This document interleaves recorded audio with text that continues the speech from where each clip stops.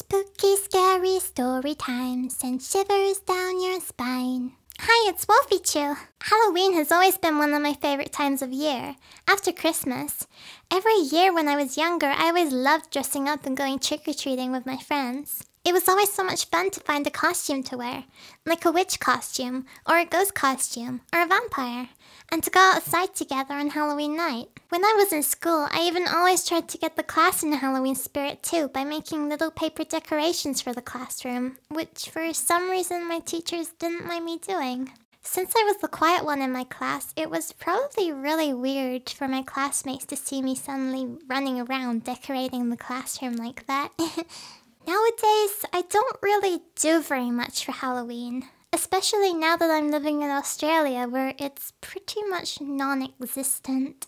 Which kinda sucks because I still really love Halloween and I love to celebrate it, but it's okay.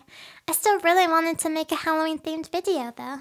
I'm the type of person who gets scared extremely easily, which certain people find really funny.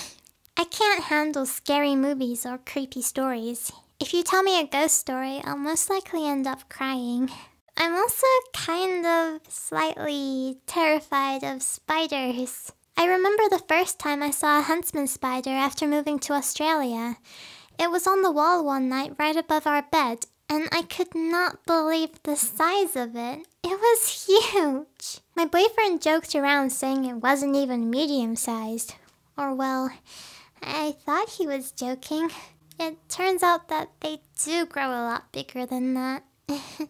No wonder spiders are always used as Halloween decorations. I'll probably never stop being afraid of them, even if they are harmless. I remember one time a few years ago, my friends and I went to a haunted house. Even though I knew that it was going to be nothing but Halloween decorations and people in costumes in there, I was still kind of afraid. Of course I didn't want to admit this though. When it was our turn to go inside, we were told that only up to 2 people at a time could go in. My 2 friends ended up going together while I would go after them by myself. I was trying to convince myself that I was just being silly for being afraid. All that I had to do was walk through the house and catch up to my friends. I entered the house and walked quickly, just wanting to get out of there as fast as I could. It was really dark in there. All that I could see was curtains and fake spider webs. I tried to stay calm, thinking like the worst thing that could happen to me would be that I'd get a jump scare from someone, although nothing was happening. But then all of a sudden, a zombie jumped out from the darkness so fast I didn't have a chance to react, and he punched me directly in the face. Now imagine being in this situation where you had just gathered the courage to go in a haunted house by yourself, thinking that the worst thing that could happen would be that your friends would hear you get scared at someone's costume, but instead you get punched in the face by a zombie. What was my luck? I fell to the ground and looked up at the person, and they didn't even say anything. They were just standing there frozen in place, like they had just shocked themselves and were probably thinking something like, "Oh no, I'm probably gonna lose my job for this." I got up and ran away, keeping my hands covering my face, just in case another zombie decided to take a punch at me. Funny enough, nobody else in there tried to come scare me though.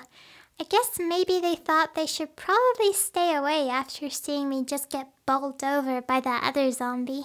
When I got back outside to where my friends were, it was hard to explain to them why I was running in such a panic and had a big red mark on my face. Another time on Halloween a few years ago, I went trick-or-treating with my 2 friends. We were having so much fun going from house to house and seeing the town literally full of kids in Halloween costumes. This town was always the best place to come trick-or-treating. So many people living there got into the Halloween spirit and decorated the outsides of their houses completely with creepy decorations. These were always the best places to get all the best candy too. But then we got to this one house on a more quiet street that didn't have decorations but still looked kinda creepy somehow. We knocked on the door and this old man answered and started yelling at us, saying what kind of game were we playing walking around dressed like that.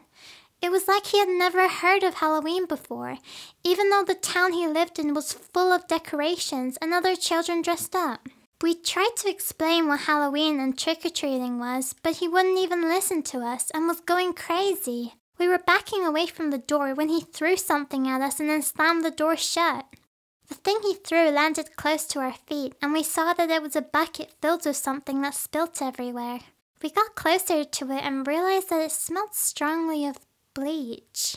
I don't know what he was thinking throwing bleach at children. We decided that if we came trick-or-treating in this area again, we would never come back to this house. If you're going trick-or-treating this year, make sure to stay safe, and if you have any Halloween stories of your own to tell, leave a comment down below.